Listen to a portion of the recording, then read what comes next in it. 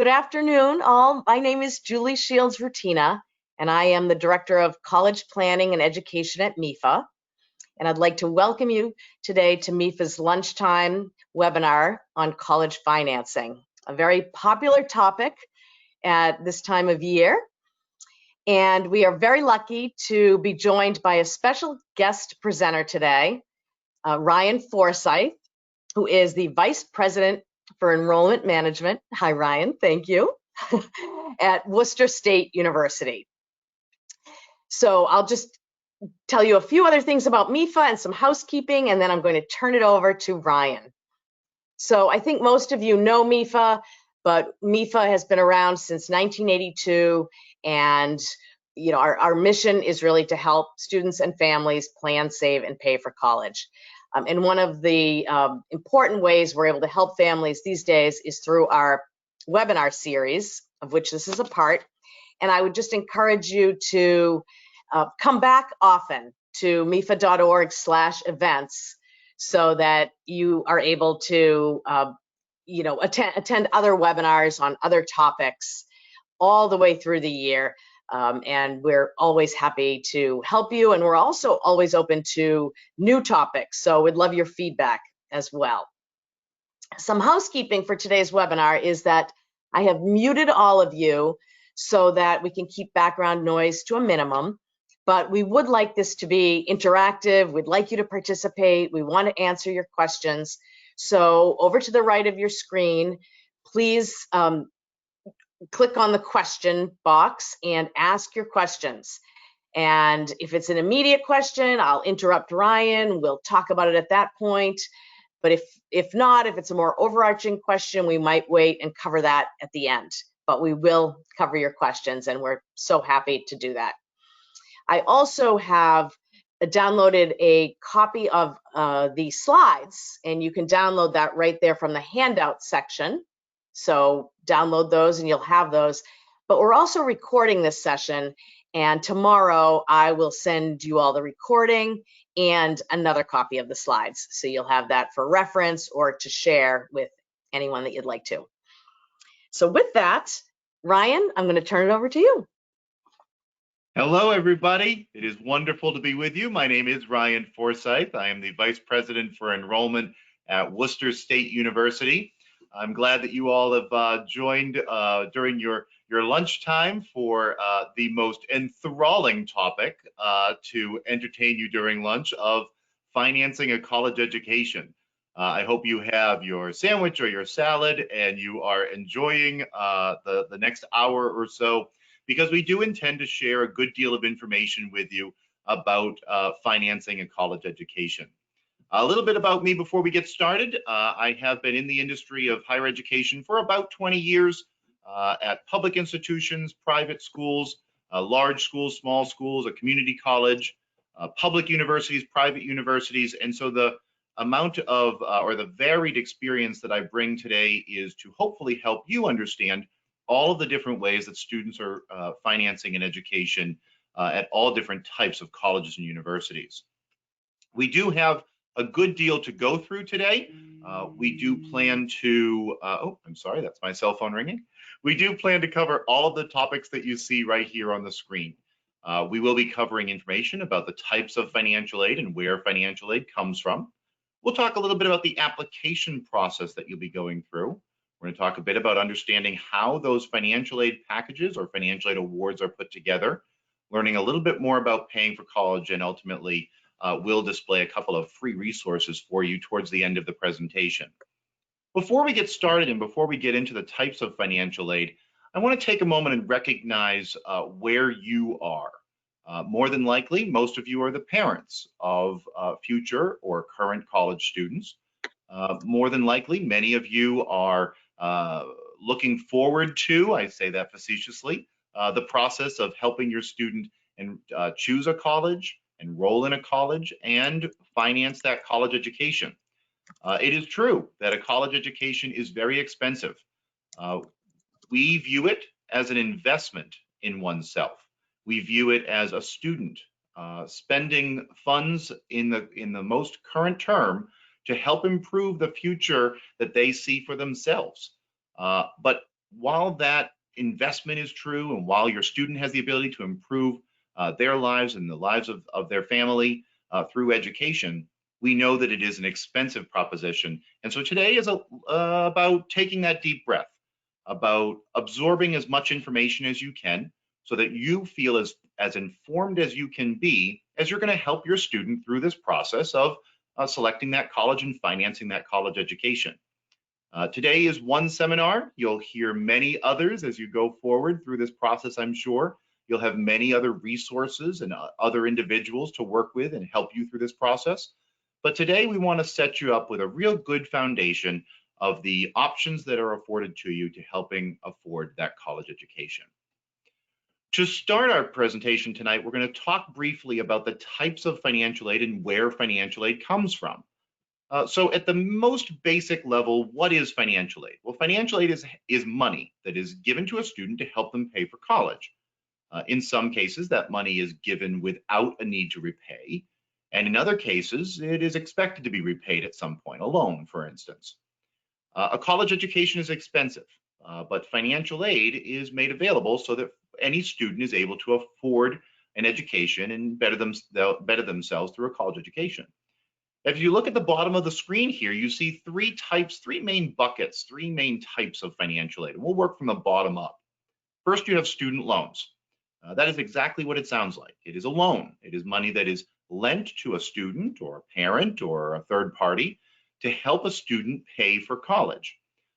Now, you might say, wait a second, a loan is not financial aid. Financial aid is free money. And we'll see as we go through the presentation today that loans really are a form of financial aid. And they're a form of financial aid that is made available to students, usually for the purpose of just education. We'll talk more about that a little bit later. Federal work study is a kind of financial aid, but in this case, the money is not lent to the student, the money is given to the student, but the student must work for it. It is work study. So if a student is awarded work study as a part of their financial aid package, they will be working in order to receive it. Sometimes this is a few hours a week, maybe 5, maybe 10 hours a week. Often it's an on-campus job, but it could be off-campus as well. And the student receives money, a paycheck. In most colleges' cases, this funding goes directly to the student, and then the student decides what to do with it. So it's not necessarily going to reduce a student's bill. Instead, it's going to give them a paycheck. If a student wants to take that paycheck and turn it right around and give it back to the college to help pay that tuition and fee bill, that's their prerogative. But being realistic, we know that work study monies and those paychecks very often go to pizza and books and all of the other expenses that students have related to college that isn't necessarily a tuition and fee bill. And then our last type of financial aid is gift aid, which is typically grants and scholarships. This is exactly what it sounds like. It is money that is given to a student to help them pay for college, and it is a gift. It is not a loan, so it does not have to be repaid. It is not work study, so it does not have to be worked for. And therefore, most folks view this as the most attractive forms of financial aid, the kinds of financial aid that families want. It's free money, it's gift money that helps students pay for that college education. So as we go through tonight, we're going to focus quite a bit on how to become eligible for all three types of financial aid that you see on the screen. All three types make up many students' plan to pay for college. So students sometimes have a combination of loans, grants, or grants and scholarships, or scholarships and work study. It really depends on what's best for your family. But now, where does this financial aid come from? If it's money that's given to you to help you pay for college, where does it come from? Well, the answer is it comes from four main categories, let's say. The first is the federal government. The second is the state, usually the state in which you live. Because this is a MEFA presentation, we assume that most of you are from the state of Massachusetts, and therefore your student may be eligible for financial aid from the Commonwealth. However, if you are a resident of another state, you may be eligible for financial aid from your home state. Or if your student attends college in another state, you may be eligible, or your student may be eligible for financial aid from that state. But for the most part, we assume that because you're Massachusetts residents, we'll talk a bit about Massachusetts. The third category is that financial aid does come from colleges and universities. That's often called institutional financial aid. And then last, a big all-encompassing category of other agencies. Let's start with that last one. There are numerous scholarships that are out there for students to become eligible for. There are scholarships that are available through local agencies that you might be aware of, such as the town school system, or the local Kiwanis Club, or the Lions Club, or maybe a boosters program inside of your town. There's also scholarships that are available from national organizations, such as Nike or Kentucky Fried Chicken. One of my favorite stories is about the duct tape scholarship. The duct tape scholarship is one that's been around for a while and gives away money to help students go to college based on the most unique things that students do with duct tape. So students have made prom dresses out of duct tape. They have made vehicles out of duct tape and are awarded scholarships. What you see on the bottom right-hand corner of your screen are a couple of websites that we at MEFA like to make available to families and promote to families. MEFA Pathways, but also fastweb.com. These websites provide scholarship information more for these national scholarships, the big ones, not the ones in your town usually, but more often the regional or national scholarships. And the reason it's important to have a trusted source like the ones you see on the screen is because if you or I Google scholarships right now, I promise thousands and thousands of results will come up. However, there's no guarantee that those are reputable organizations. They could be looking to garner your information for nefarious purposes, whereas the websites that you see right here on your screen, those are trusted resources and places that you can obtain scholarship information and feel as though your information is well protected. So now let's go to the other categories. We talked already about Massachusetts. The state of Massachusetts is a state that believes in providing its residents with financial aid to help them pay for college. For the most part, Massachusetts financial aid is need-based financial aid. This is financial aid that is based on a family's financial neediness as related to other families. We'll talk more about need-based financial aid in a bit. But if you wanted to see what the different forms of financial aid are that are available from the state of Massachusetts, there's a website right there on your screen, mass.edu/OSFA, which gives you a great deal of information about the financial aid programs right here in Massachusetts. The federal government provides a great deal of financial aid. This comes typically in the types of financial aid that you see listed there on the screen. Loans, work study grants, some of the things that we've already talked about. Some of the biggest financial aid programs come from the federal government, including the Pell Grant, the Direct Student Loan Program, the Supplemental Education Opportunity Grant. These are all different forms of financial aid that come from the federal government. If you'd like to see more information about any of those programs that I just listed or any of the other federal programs, you can go to studentaid.gov, where there's a great deal of information about the forms, the forms and types of financial aid that are available from our federal government. You do see tax incentives listed on the screen. Tax incentives are exactly what they sound like. They are incentives that are used during the filing of your federal tax return, and they provide your family with some reprieve based on the educational experience that you or dependents have had during this year. This is not money that will go directly to your college or pay down a tuition and fee bill. Rather, it's an incentive on your tax return, and the federal government does consider that a form of financial aid, and therefore we have listed it there on the screen. Now, the last source of financial aid that we'll discuss is a broad category of financial aid coming from colleges and universities. Many colleges and universities will provide financial aid directly from the university. So if your student decides to go to the University of California, they might receive the University of California Scholarship, or the President's Grant, or the Dean's Scholarship. These are forms of financial aid that come directly from the college. Now, why would a college give a student financial aid? Well, college is expensive, and private colleges especially have very high price tags. However, that is very often balanced at your higher cost institutions with a greater amount of institutional or college or university financial aid. So if your student decides to attend that higher cost institution, they might expect to receive more institutional financial aid than if they attended that lower cost institution. This is the first of probably a couple of times that I'll share with you that this is not the time to immediately count out a higher cost institution for your college education or your students' college education. And the reason is because at that higher cost institution, you may receive more financial aid, which would bring the net cost of that school down to something similar to a lower cost institution. At the same time, your lower cost institutions, such as state universities or University of Massachusetts campuses, have a price tag that starts lower, and therefore your likelihood of a lower net cost is typically there for your lower cost institutions. But your college or university may offer you a scholarship, may offer you a grant, or may even offer you a loan where you are able to pay your college bill now and then pay down that loan after you leave college. Now, these are big sources of financial aid. Within these sources, you've already heard about the many different financial aid programs that come from the federal government, state government, or otherwise.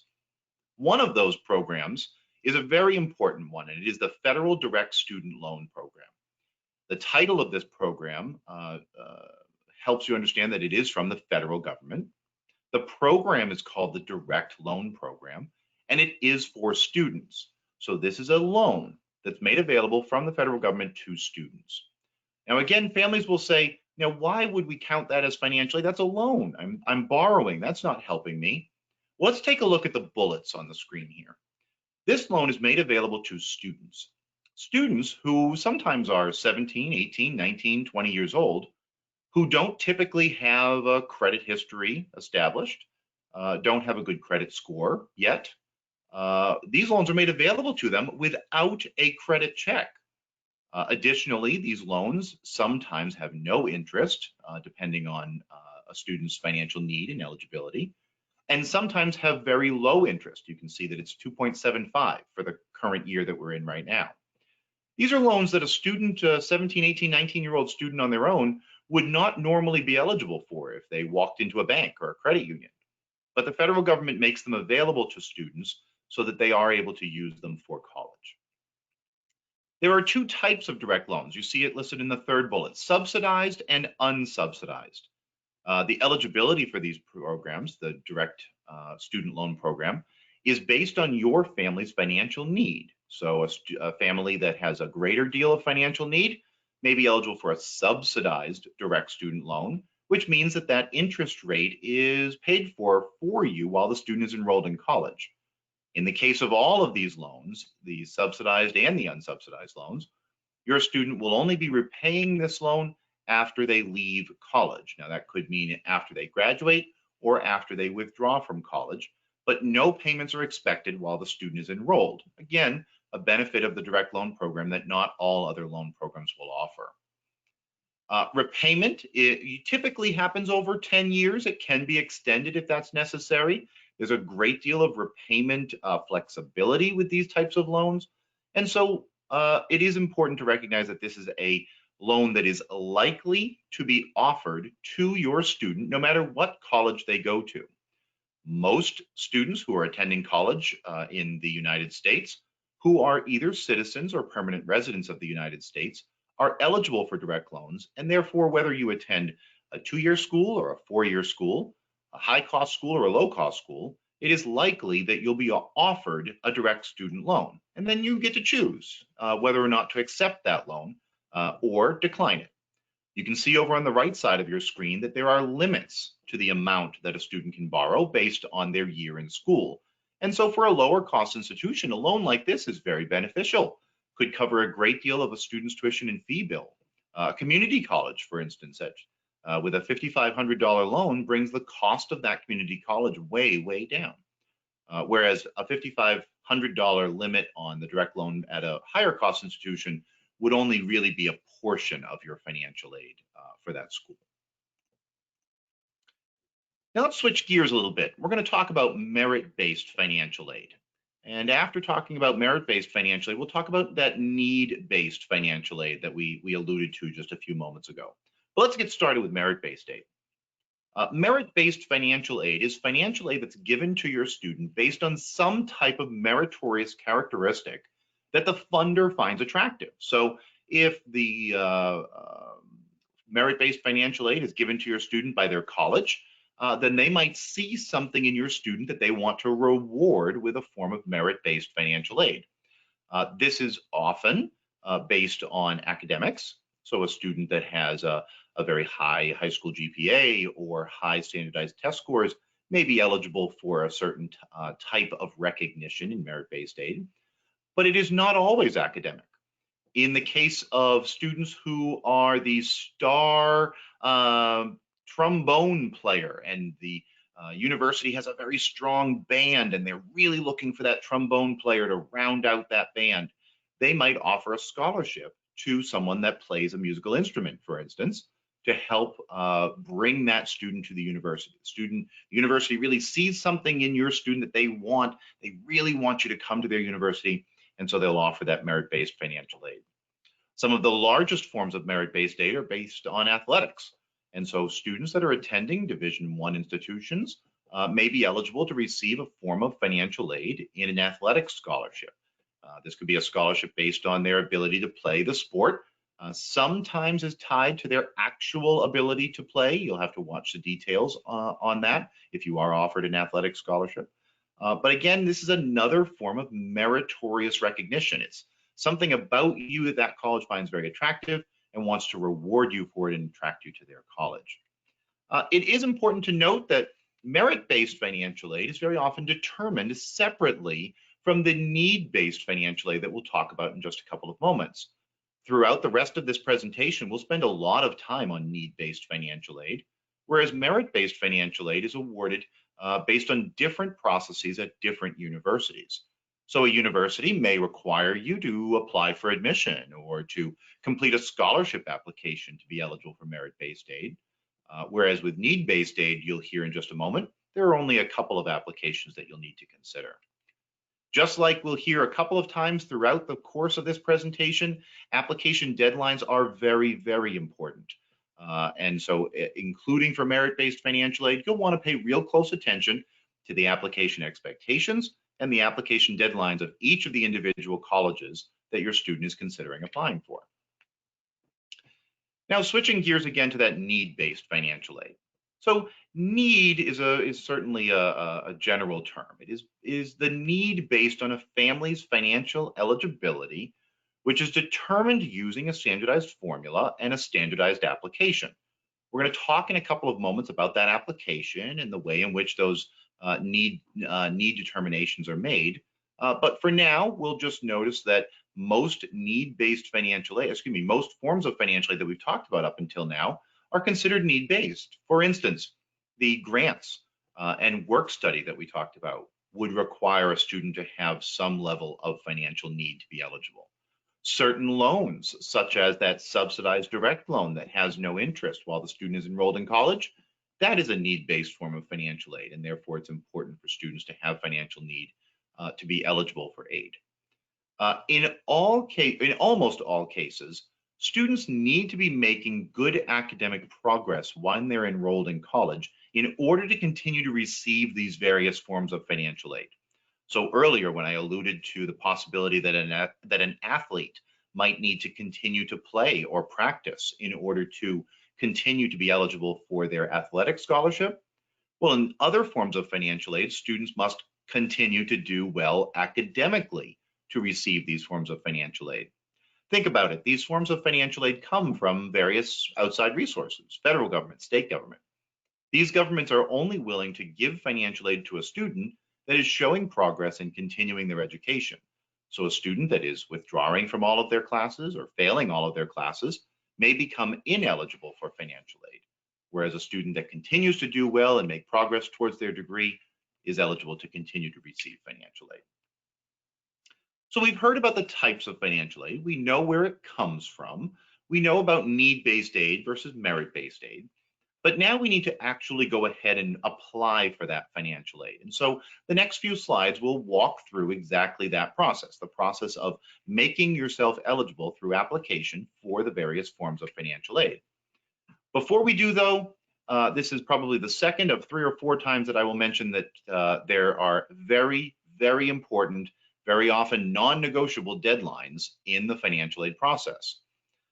So some forms of financial aid have deadlines as early as this month or next month. You see right here on your second bullet, Early action and early decision deadlines, which are the various forms of admission to some universities, very often they have deadlines in October or November, and merit-based financial aid decisions could be associated with those early action or early decisions.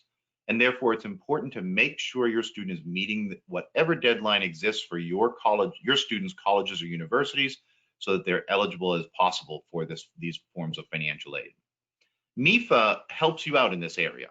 MEFA has a college application manager that's available at the URL that you see on the screen. This application manager is exactly what it sounds like. It's a sheet that helps you keep track of the colleges, the deadlines, the expectations, the forms that you'll use, what's been submitted, what hasn't, so that way you can stay on top of this process, which is going to be complicated, especially when you're dealing with multiple deadlines for multiple colleges. There are some deadlines that happen a little bit later, such as for many forms of financial aid, there are deadlines in March and February. But if you're dealing with 4 or 5 or 10 different colleges that your student might be interested in, you're going to have a hard time keeping track of all those deadlines. And that's where the college application manager, the free resource that's available on MEFA's website, can come in very handy. All right, so now let's really get down to it. As far as applying for financial aid, there is an application that your student will use no matter which college or university they decide to attend.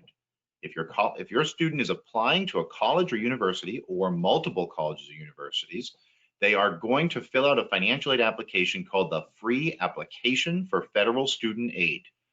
This is better known by its acronym, FAFSA.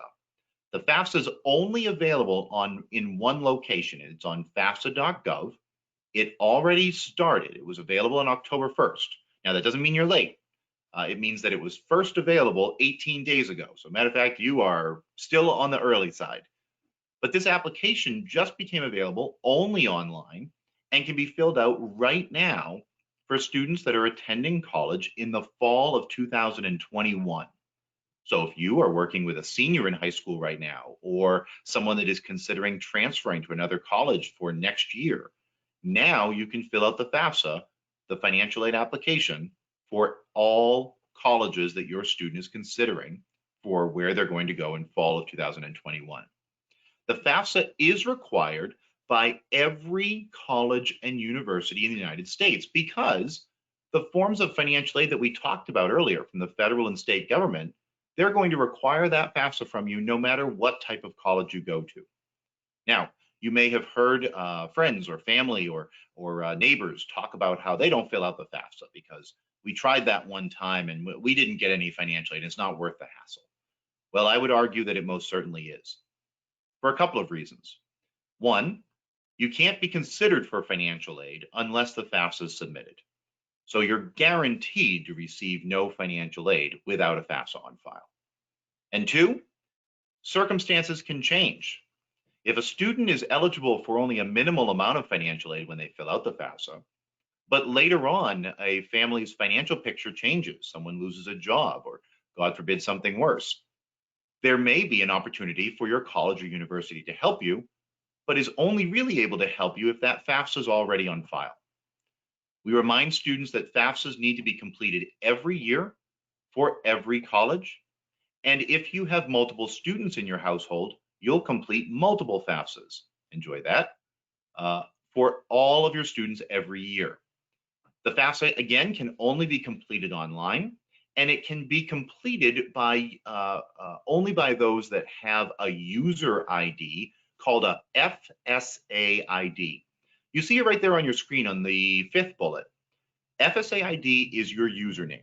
It's a username for a student to get into the FAFSA, and it's the username for the parent to complete the FAFSA. FAFSAs for students that are of typical college-going age are typically dependent on their parents for financial aid purposes. And therefore, the FAFSA is a joint effort where the student completes a portion and the parent completes a portion. And in order to do so, that student and at least one of their parents will need an FSA ID to access and complete the FAFSA. Right now, you can go on to fsaid.ed.gov to obtain these FSA ID usernames. Again, one for the student and one for at least one parent. Inside the FAFSA, there is a great deal of information that's going to be requested. We'll go over that in just a moment, including federal tax information. And there is a tool inside of the FAFSA called the IRS Data Retrieval Tool that will help you pull that information for some families into your FAFSA, but we'll go over that in a little bit more depth in just a couple of moments. MEFA offers a great deal of assistance, just like the event that you're attending today. So if you do get into your FAFSA completion and have more questions about either completing the FAFSA or what to do after you've completed the FAFSA, you see that there's a website right there on your screen with more information about future events. So now let's talk about exactly what goes on to that FAFSA. So again, the FAFSA is the free application for federal student aid. It can only be completed, or is primarily, I should say, completed online. And when you're online, again, it's going to be collecting information about your student, and in the case of a traditional aid student, about that student's parent or parents. So on the application, students will provide information about their citizenship. There is financial aid eligibility for students who are not necessarily citizens, but maybe permanent residents. There is also financial aid eligibility for students that are residents or permanent residents, but with parents that may not be citizens. As you'll see there's a little bit more information specifically for students who have non-citizen parents. The FAFSA will be sent to as many colleges as your student wants it to be sent to, up to a maximum number, which I believe this year is 10. So a student can send off that FAFSA information to the 3 colleges that they're looking at, or the 6 colleges that they're looking at. Now, why would you do that? Well, your student is considering 5 different or 6 different colleges right now. They're going to ultimately make their decision probably in the spring about where they're going to attend. That decision is going to be informed by many different things. The academic programs the college has, the extracurricular programs, the location of the campus, the beauty of the campus, all those things play into your student's decision. But one of the factors will be the affordability. And therefore, when you complete your FAFSA, you'll send the information to the 5 or 6 different colleges, and then you'll receive back 5 or 6 different financial aid packages. And it'll be part of that decision-making process to determine which of those colleges is affordable for you, which one is the right investment for your family, which one might not be affordable because of the lack of financial aid. And so therefore, you'll send all of your FAFSA information to all of the colleges your student is thinking about applying to now. Now, as I said earlier on the FAFSA, for most traditional age college students, the parents are providing information as well. This could be married parents who are both providing information. This could be same-sex parents or different sex parents. All parents who are living together must provide financial information for their student. And that includes parents that are married, as well as parents that are living together that might not necessarily be married. In the case of divorced or separated parents, the FAFSA information will come from the parent with whom the student lives with more than 50% of the time. And if that parent that the student lives with is remarried, then that new spouse's information also will go on the FAFSA. What is conspicuously left off of this list is for students from a family with divorced or separated parents, the non-custodial parents' information, and the non-custodial parents' new spouse's information is not included on the FAFSA. Legal guardians are also not considered parents for financial aid purposes, and therefore will not provide information on the FAFSA. FAFSA will also collect information about how many people live in the student's household, how many of them go to college, etc. When it comes to financial information, both the parent and student will provide information on the FAFSA from the tax year of 2019 if you're completing the FAFSA for a student that's going to college next September. So on the screen here, you see information about if a student is going to college in the 21-22 academic year, so that's next year, then that income information is going to be from 2019. Now, in the case of a traditional age high school student, that income might be very modest. It might just be the few $1,000s that they made at their summer job, or the few $1,000s that they made in various taxed and untaxed forms of employment. In the case of parents, however, sometimes that income information is more substantial. And therefore, as we look down to the second bullet, you'll see there that the FAFSA is going to be looking for not only income information from parents and students, but also asset information. Now, in the case of many traditional age high school students, assets are minimal, but that might not be the case for all high school students. For instance, if a high school student has received an inheritance or a various form of investment, that all of those assets must be included in the FAFSA.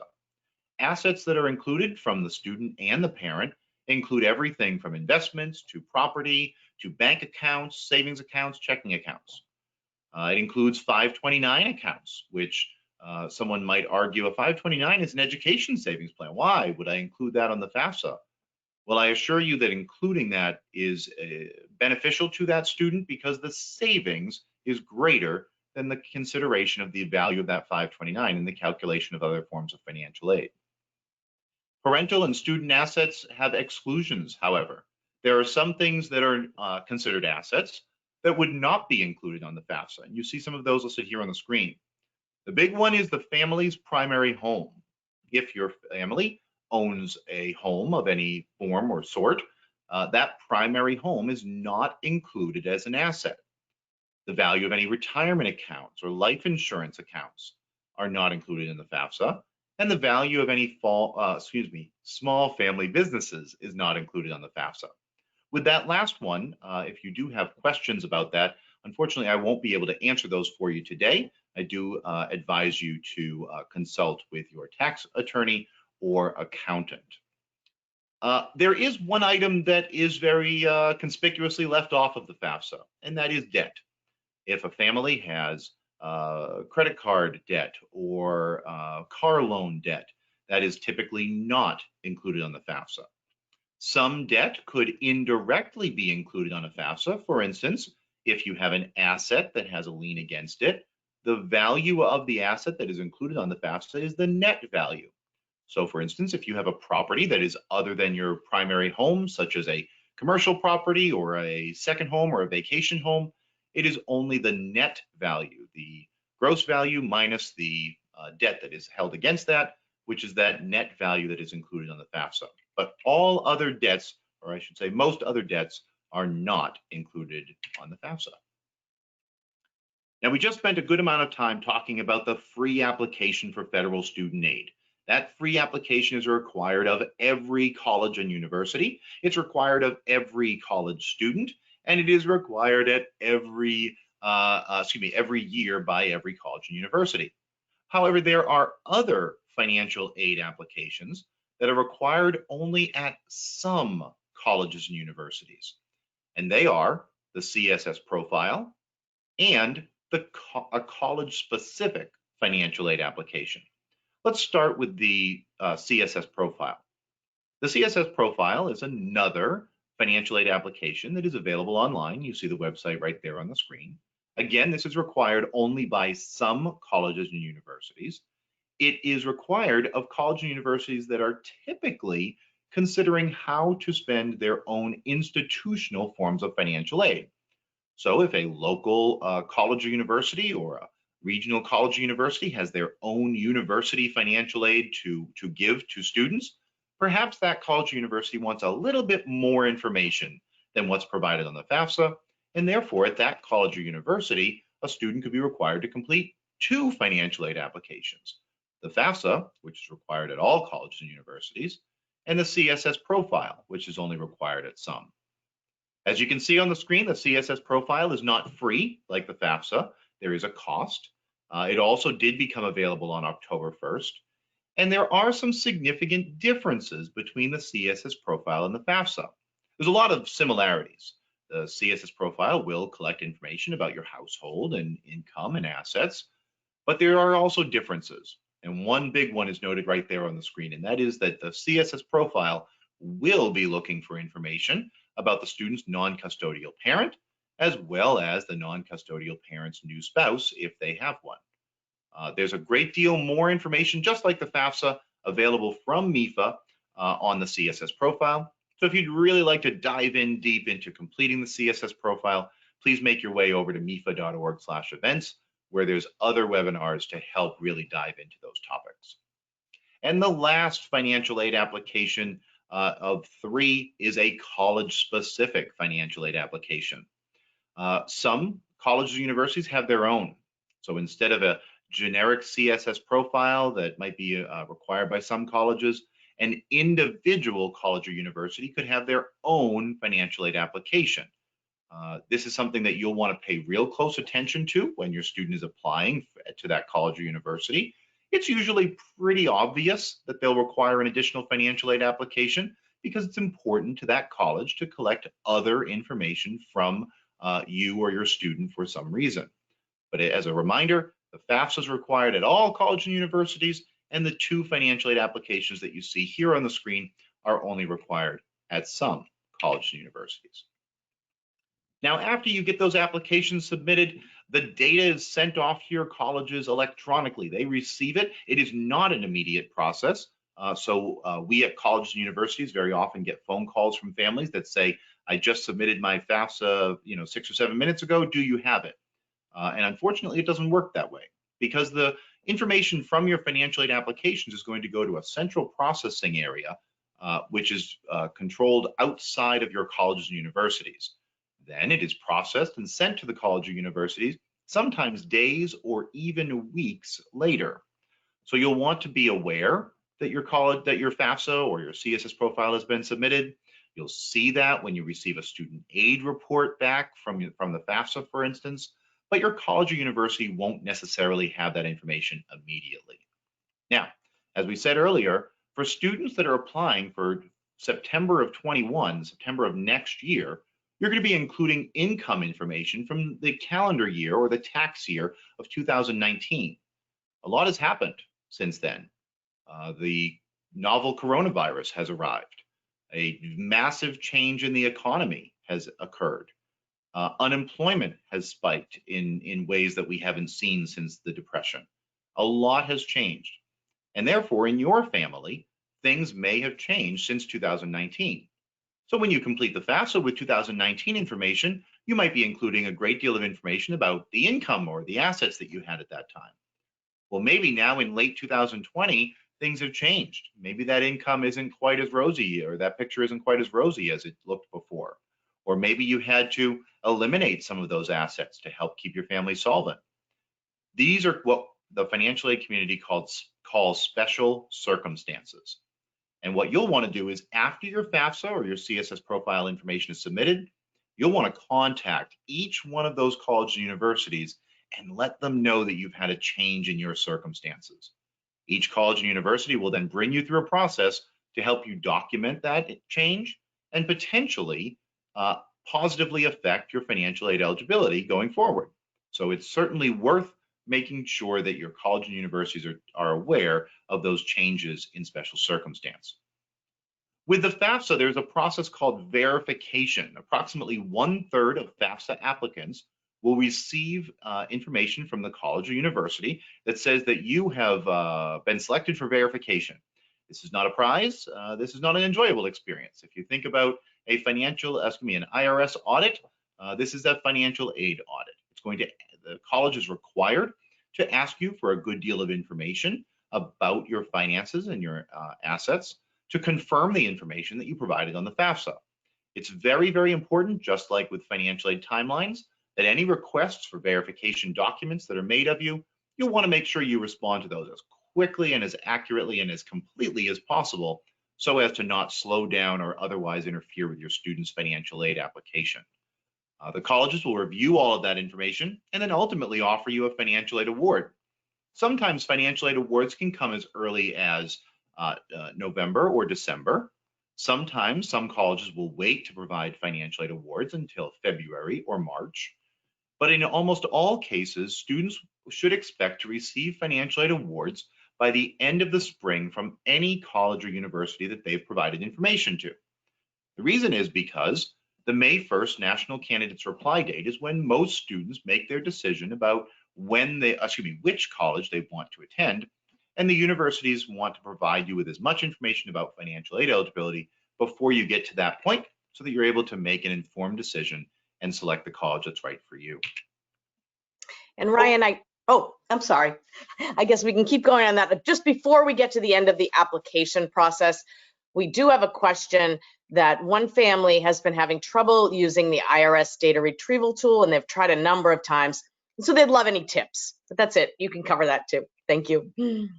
Yeah, thank you for that question. The IRS data retrieval tool is something that is built into the FAFSA. It is a tool that basically electronically reaches out from the FAFSA or the Federal Department of Education over to the IRS and pulls in information about your tax history, the information from your 2009 tax return, and pulls it into the FAFSA and pre-populates the FAFSA for you. When it works, it's great because not only does it complete the FAFSA and you're sure that you're not typing in anything incorrectly or moving the decimal by accident, but it also provides you the added benefit of reduced verification selection. So as you see on the screen here, there's a lot of information that can be requested from a family to verify their financial aid information through verification. And for students that use the IRS data retrieval tool, this verification chance is decreased dramatically. So when you're able to use the IRS data retrieval tool, it's advised. From the question, it sounds like there's a family that's having some trouble using that verification tool. And we have heard this before.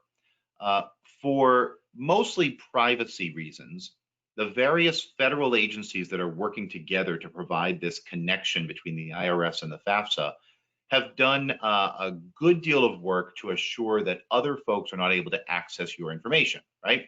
If it was easy to use, then bad actors could go onto a FAFSA and pull in your tax information and boom, have your information. So it is a little bit finicky. One of the things that we do suggest is to have your tax return preferably on the screen or printed out with you when you're trying to use the IRS data retrieval tool, because there are some questions that you'll be asked and information that you'll need to provide when you're using that IRS data retrieval tool to make sure your information matches perfectly. I will give you an example.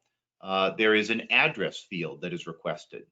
And the address that is requested is the exact same address as the one that you put on your 2019 tax return.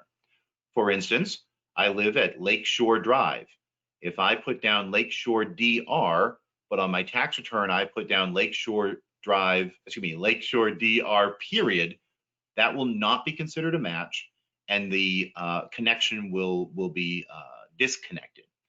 So it is important to make sure your information matches absolutely perfectly. At the end of this presentation, we are going to talk about some resources that are available, free resources that are available. And that's where we'll be able to refer you to actually get some one-on-one assistance with the IRS data retrieval tool and many of the other things that we're talking about today. So I'll share that with you when we get down to the end. Your financial aid office. This is an office that's available to you at every college or university that your student is thinking about applying. So whether it's the University of Massachusetts at Amherst or Northeastern University or Massasoit Community College, there is a financial aid office there. And what they are doing is they're there to help you learn about financial aid. Here we are spending a little bit of time together on this webinar where you're learning a little bit about financial aid, but perhaps there's questions that are more specific to your case, like the use of the IRS data retrieval tool that we just spoke about. The financial aid office at each one of these college and universities is there to help you learn about financial aid, learn about the applications, ask about those special circumstances or special considerations that we talked about, and to ultimately put together those financial aid packages for you. So you do want to make sure that you're in touch with these financial aid offices. Introduce yourself. Let them know about you. And when I say you, I mean the student. Let your student write an email to their financial aid counselor or to the financial aid director and let them know that they're submitting their FAFSA. Let them know that they might have questions. This is an opportunity for you to begin to form the relationship that you'll need to really receive the support that you'll need as you go through this financing process. So now the mysterious part. How are these financial aid decisions made? There's a relatively standardized way in which financial aid decisions are made. And today you'll get a little glimpse behind the curtain. You'll see how this works so that you have a better understanding of how financial aid packages are put together. Part of the goal of the next few slides is to inform you in such a way that if you need to, later on, you or your student can have an educated conversation with a financial aid counselor to possibly influence your financial aid package going forward. And so we want to make sure you have all this information. This is a formula. It's a pretty standardized formula, and it's something that it's good for families to understand how those financial aid decisions are made. And so we're going to talk a little bit about cost of attendance. Cost of attendance is the total expenses for one college year. So this is a bit of a vocab lesson. If you don't know this term, go ahead and write it down. We're going to go over 2 or 3 vocabulary words. The first one, cost of attendance. Cost of attendance includes direct costs, the things that you will actually be charged, like tuition and fees, and room and a meal plan, or room and board. So those blue boxes that you see there on the screen, those are the things that will actually show up on your college bill, tuition, fees, room and board. But there's other expenses related to going to college as well, such as transportation and books and supplies and various other personal expenses. If you don't have transportation and you can't get to college, you might not be able to participate in college.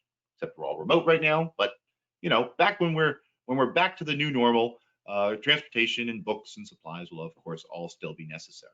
So cost of attendance, that total direct and indirect cost of going to college for 1 year. That's your first vocab word. Your second vocabulary phrase or word is expected family contribution. Now, I like doing these presentations in person because I can usually gauge everyone's response to what that term should mean. If you heard expected family contribution and we weren't in the middle of a financial aid session right now, you would say that's the amount that the family is expected to contribute. Well, it's not quite that simple. The expected family contribution is a number that is calculated by the standardized formula that the Department of Education uses to consider your FAFSA, your family's FAFSA information in comparison to other families. So it is a general representation of the amount that a family can or might be able to absorb for 1 year of a college cost. A family that has a higher need and limited income and assets will have a lower expected family contribution. A family with a greater deal of income or assets or ability to pay for college will have a higher expected family contribution. So it's a general proxy of the amount that a family might be able to pay for college. This is a standard EFC. So an EFC is going to be calculated for your student. An EFC is going to be calculated for their best friend. An EFC is going to be calculated for each student that is attending college and has submitted a FAFSA. Colleges then use that EFC and the cost of attendance that we just learned about to determine your financial need, and we'll see that in just a couple of moments. There are some tools that you have here at the bottom of the screen that can help you consider what your expected family contribution might be. Of course, when you complete the FAFSA and submit it, an expected family contribution will be officially created for you. However, if you'd like to just get a sense of what your expected family contribution might be to help with this formula, then you can go to those couple of resources that you see at the bottom of the screen, MEFA.org and ifap.ed.gov. So now here's the big formula. This is the formula that we use to calculate a family's financial need. That first vocab word was cost of attendance. That's that total direct and indirect cost of going to college for 1 year, minus that expected family contribution that comes out of the FAFSA or out of an institutional methodology calculation of need, of ability to pay. And when you subtract EFC from cost of attendance, you get financial aid eligibility or financial need. So let's think about this a little bit. If a college's cost of attendance is $45,000 a year, that cost of attendance is direct and indirect costs. So that college's direct cost, the tuition and fees and room and board, might be $35,000. And then those indirect costs are $10,000. So the college's cost of attendance in this scenario is $45,000. Now, the family's expected family contribution is calculated. And in this scenario, this family's expected family contribution is $5,000. Now, using our formula that we just learned a moment ago, cost of attendance, $45,000, minus expected family contribution, $5,000, equals financial need. So in this scenario, with this student attending this college, this student's financial need is calculated at $40,000. Now let's see what happens. This college knows that your student has a $40,000 need. So they start going to work. They put on those green visors and they start pulling out the calculators with the tape, and they're going to figure out how much financial aid can I give this student? Well, I can give them up to $40,000. Let's get to work. All right, let's offer them a grant. You know what? This is a needy student. They need that financial help. We're going to offer that student a $17,000 grant.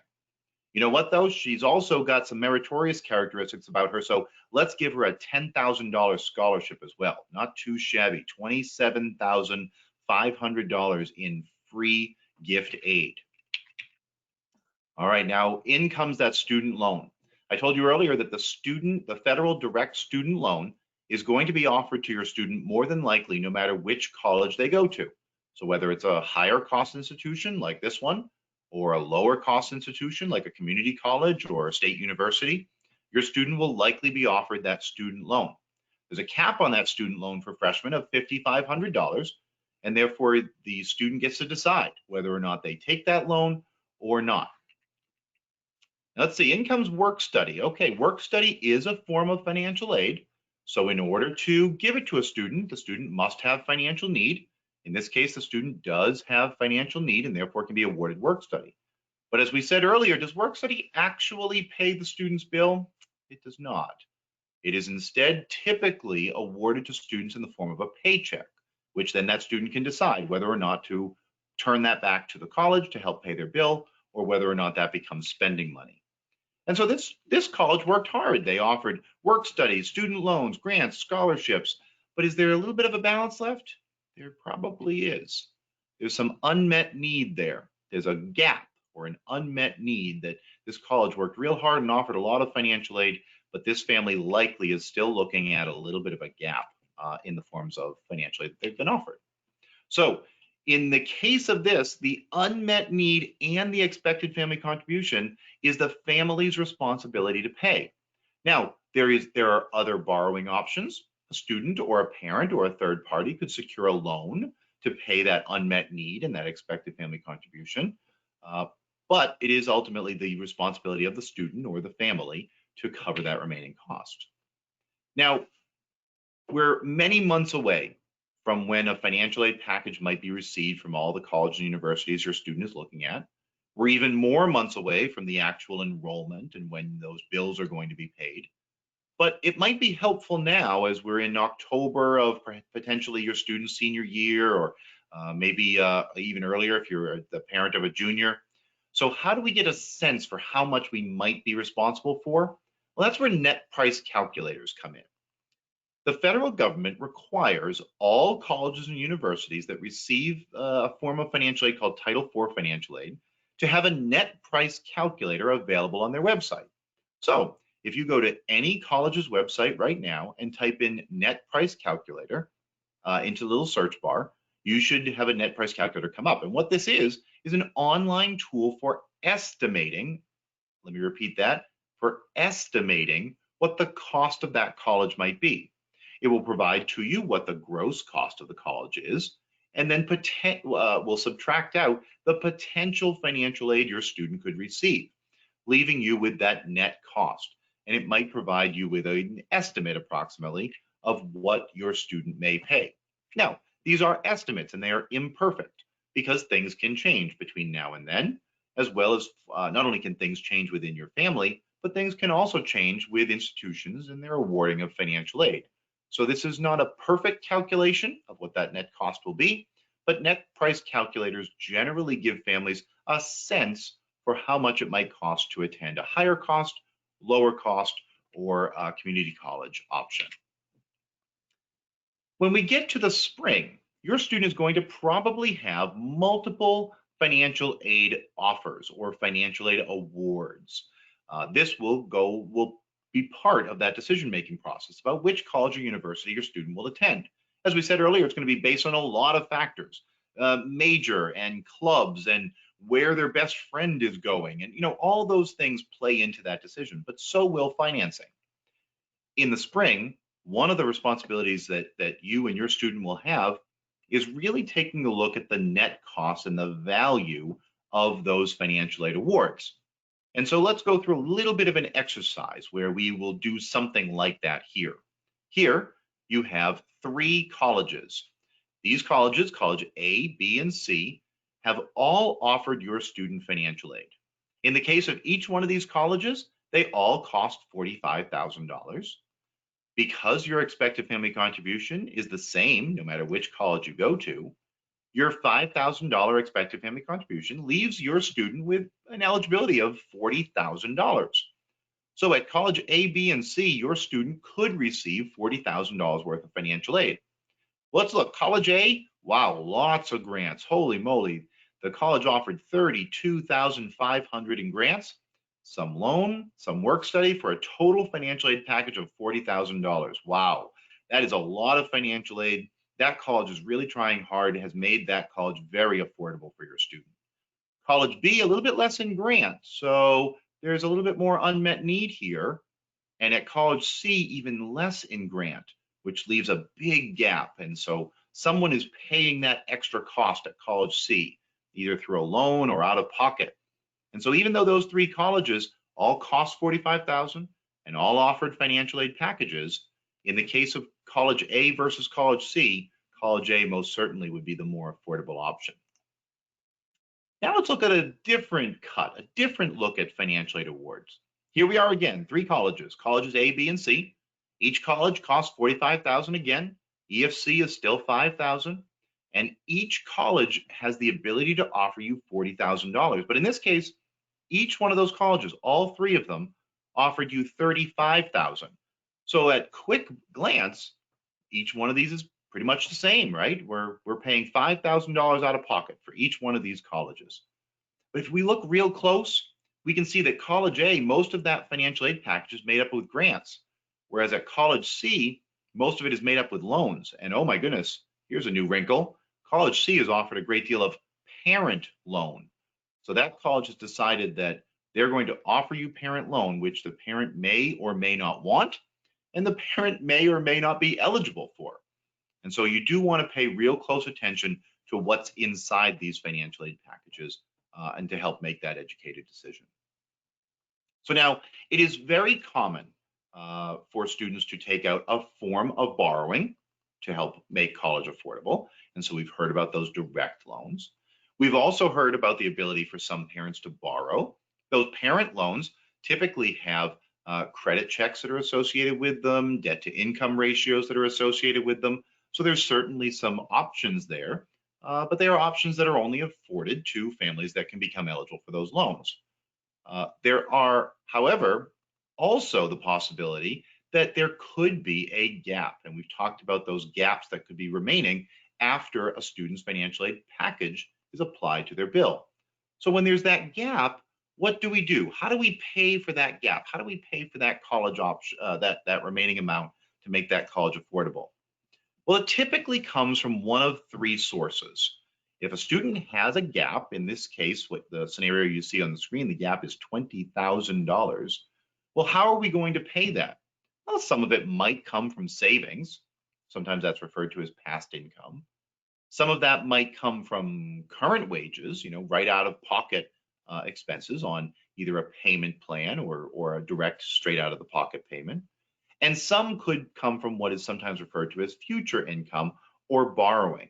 And that's where additional educational loans, either on behalf of the parents or on behalf of the student, might come in to help make that college even more affordable by completing that gap, by filling in that financial gap so that that college is an affordable option. So I'm going to pause here because this is possibly one of the most important things in October. You've learned about the FAFSA, you've learned about the kinds of financial aid, you've learned about the timeline and the things that are going to happen in the near future to make your student eligible for financial aid. But if you have a traditional age high school student who is going to soon be a traditional age college student, now, September, October, November is a great time to have some very, very important conversations. First, what's affordable for your family? You might already know that. You might already know that for your family, $5,000 a year is manageable. For your family, $50,000 might be affordable. For your family, $0 out of pocket might be affordable. And so you might know that, but your student might not. And if your student falls in love with that high cost institution that doesn't offer them a great deal of financial aid, do you want to have this conversation when they think they're going to that school in spring and they've told all their friends where they're going? Or do you want to make that realistic decision together before they fall in love with that college or university? Although it's a family decision, and it's always a family decision, my advice is that that conversation happens early in the senior year, not late. Also, there's options out there that can help students save money. You see on the screen, for instance, attending a community college.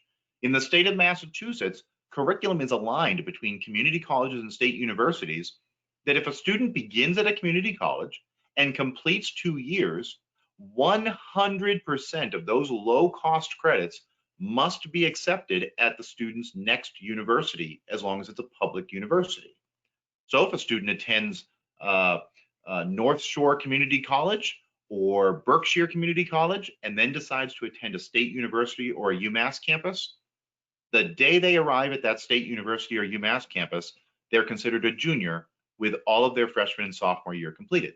That's the alignment between public universities in Massachusetts. And because community college costs are so much lower, that may save significant amounts of money for students. On the other hand, perhaps a student doesn't want a community college experience. Perhaps they would like to have that 4-year experience. That's a decision that is worthy to be made early in a student's college search process. There's also other things for a family to think about. If you have multiple children that are attending college, there may be some need to divvy up savings or to make plans for who's going to borrow. There's also the chance that students will attend more than one year, certainly more than 1 year, but possibly more than one degree. If a student is attending to be a medical doctor, then they have every expectation that they'll be going on to graduate level study. And therefore, borrowing a great deal in their undergraduate years may not be prudent if they're going on to grad school or medical school after that, or any other professional college after your undergraduate education. So that needs to be considered. And a great deal more information about whether or not investing in an education is going to pay off in the long run. If a student is expecting to go into a high income field, then perhaps it might be worth taking a little bit of extra debt. But if a student is going to go into a lower paying field, then you just want to be cognizant of the amount of debt that student is taking on. The average American debt is less than $30,000 to attend college or university. $30,000 starting your professional career is a good debt. That's a significant amount of debt to begin your college career with.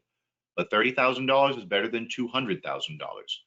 If you've heard those news stories of the student that has hundreds of thousands of dollars worth of debt, I promise you that is the news sensationalizing college debt, because the average amount of college debt is far, far less than that and continues to be a good investment over the course of the student's ability to earn over their lifetime.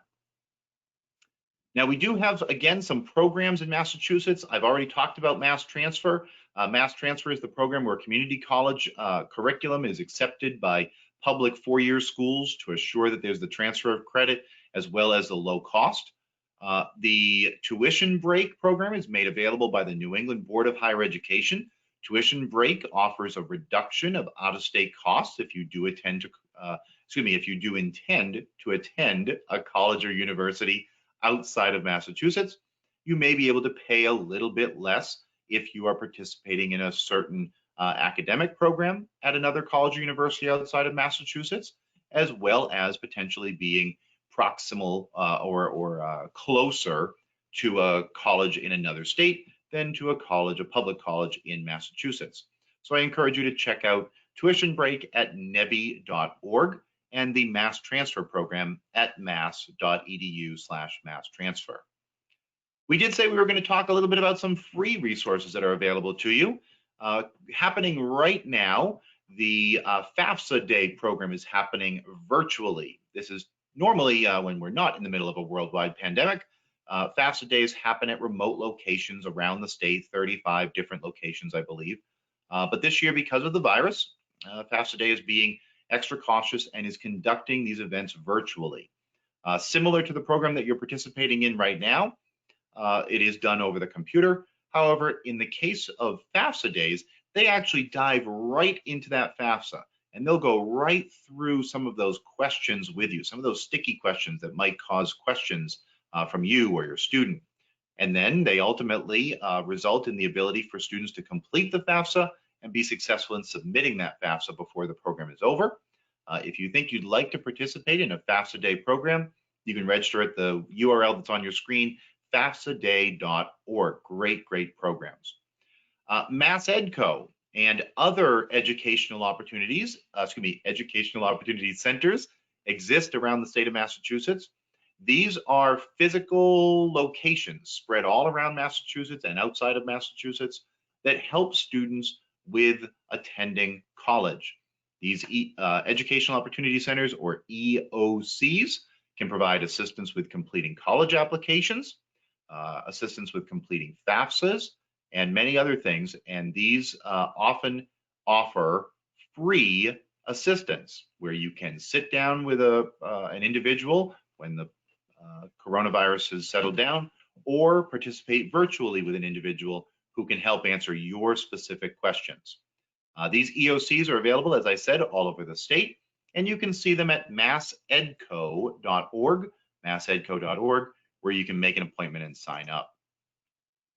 So at this point, you're ready to begin the work of applying for financial aid. If your student is attending college in September of 2021, we're in it right now. The FAFSA is available, became available on October 1st. So it's time to go ahead and secure those usernames that you and your student will need to get into the FAFSA. As a reminder, those are called FSA IDs. They're available at fsa.id.gov, and you can go ahead and get those FSA IDs right now so that you're ready to fill out the FAFSA in just the next few days. You'll want to pay real close attention to those deadlines. Remember that MEFA college application organizer that MEFA makes available to you, where you can organize deadlines and documents that are required so that you keep yourself nice and organized and don't miss any of those. You do have a great deal of resources available to you from additional webinars like this, as well as other events. You've got the blog that has timely information that's available to you based on where you are in the college selection and financing process. And you've also got the timeline that's available at MEFA.org. Just gives you a sense of that overall timeline of college application, financial aid application, et cetera, et cetera. Great opportunity to get yourself more informed through some of MEFA's resources. I will encourage you to connect with MEFA. You've got all of the social media options that are out there where you'll be able to obtain information that's timely, information that is accurate, information that's not associated with an individual college or university. MEFA really does exist to assist Massachusetts families in a nonpartisan, non-college affiliated way. So that way you can feel confident in the information you're being provided from a safe and reliable source. Here we're going to turn to Julie. I do hope that everyone has enjoyed the session tonight, but I suspect that there's a good number of questions that have been raised by some of the information that we have seen today. So if there are any questions, certainly feel free to go ahead and type those in so that Julie can take a look at them and we can get those questions answered. Thank you very much for attending today. Julie, any questions we have backed up? Thank you so much, Ryan. And I'll reiterate to others, ask away if you have something that that you've been hoping to ask all during this webinar, but I do have one. So one family asked if they actually don't have traditional qualified retirement plans, and instead for their retirement, they just have their money in regular investments. Is that going to hurt them in the financial aid process? And maybe you can talk about how to handle that. Yeah, so keep in mind that we said earlier that the income information that's going to be provided on the FAFSA is from the calendar and tax year of 2019. So what happened in 2019 when it comes to income, you really can't change, right? Your income in 2019 was your income in 2019. But when the FAFSA asks you for asset information, that asset information is not from 2019. That asset information is from the moment that you fill out the FAFSA. So If you have a great deal of investment income in 2020, you'll report that. If you had a great deal in 2019, but it's gone now, then you wouldn't report that. It's what's happening right now. In the case of the FAFSA is going to be asking you for information about the net value of assets that do include investments. And any information that you put in as to the value of that asset is going to be calculated into your family's ability to pay for college. And so a family with more assets has the potential to receive less financial aid. In the case of the family that's asking the question, if you have a great deal of investment in typical investments, stocks, bonds, CDs, any other form of investment that's not a retirement plan, that information will be counted against you in the calculation of financial aid eligibility. Whereas if that information, the value of that investment was moved out of a traditional investment, out of an investment and into a traditional retirement account, that would take the information away, would not be considered in that financial aid calculation. And therefore, right before you complete that FAFSA, it might be prudent to put that in the value of those assets into a retirement plan. Thank you, Ryan. And then another question is just about, maybe you can just talk about the process of filing the FAFSA when the student's parents are divorced, and who files the FAFSA with the student. Yeah, thank you, Julie, and thank you to the parent that asked that question. I will tell the parent that asked that question, that is the most popular question. Julie and I have been doing these presentations for longer than we'd care to admit, and I think it's almost every single session that question comes up, because that is a confusing part. I will start the answer by just saying that keep in mind that there are two major financial aid applications. There's three, of course, the college-specific one. But the two major college applications, the two major financial aid applications are the FAFSA and the CSS profile. In the case of the CSS profile, more than likely, both of the biological or adoptive parents, even if they're separated, are going to provide their information on the CSS profile. And they're going to likely include the information from their current spouse, if that spouse is different than the other biological or adoptive parent. So on the CSS profile, it's going to collect it all. They're looking for all the information from all the parents. On the FAFSA, on the other hand, the FAFSA is only looking for the information from the parent or parents with whom the student lives. And so if the parents are married or are living together but aren't married, then that student's information is coming from both of those biological or adoptive parents. But in the case of divorce or separation, where the student does not live with both parents, then the information that's going to go on the FAFSA is the information from the biological or adoptive parent with whom the student lived with more than 50% of the time. That doesn't necessarily always align with legal custody. It is instead the parent with whom the student lived with more than 50% of the time. And if that parent with whom the student lived with more is remarried, then the information that will go on the FAFSA is the parent and the new spouse. But the non-custodial parent, or the parent with whom the student did not live with more than 50% of the time, that parent's information would not be included on the FAFSA. A typical follow-up question to that is, what if we split time 50-50? What if we do our best to have the student living with both parents 50-50? Well, believe it or not, folks, this is a very technical, very complicated answer. You pick. You pick one, and I would suggest you pick the one that has less income and assets. But if the student is truly splitting their time 50-50 between the parents, the federal government's regulation really does allow the student to select the parent that they're going to include, and it is in the student's best interest to select the parent with lower income or lower assets. Thank you. And, I don't see any other questions. Oh, no, one more. Thank you. Here we go.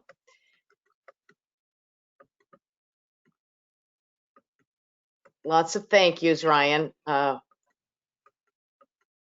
Thank you very much for attending, everybody. This is, as we said at the beginning, this is a dry topic, and it's the middle of the day. I'm glad that everybody stuck with us, and I'm very, very glad that you were able to get the information. Did you say you have one other question, Julie? Well, I did, and I'll just say, so it's a question from MEFA, And the person is asking if they can talk to MEFA about certain colleges. And so I guess what I would say is that MEFA's real expertise is in college financing, you know, that whole plan, save, pay. And that's where you can call us for really any question, any age of your student, and we are the real experts there. Of course, through working in college financing for many, many years, we have a very good sense of colleges and understanding, but I would say that's, you know, I wouldn't call us the experts to talk about every single college. I wouldn't say that's quite our expertise, although we may have some advice for you about where to get that information or who to call and all of that. So feel free to follow up with us for sure. But our real expertise is all around the financing. So I think that is it. And Ryan, thank you so much. And thank all of you for being with us today and for your good questions. And we wish you the best on this process, and let us know if you need us further. Thank you, everybody. Thank Bye-bye. you.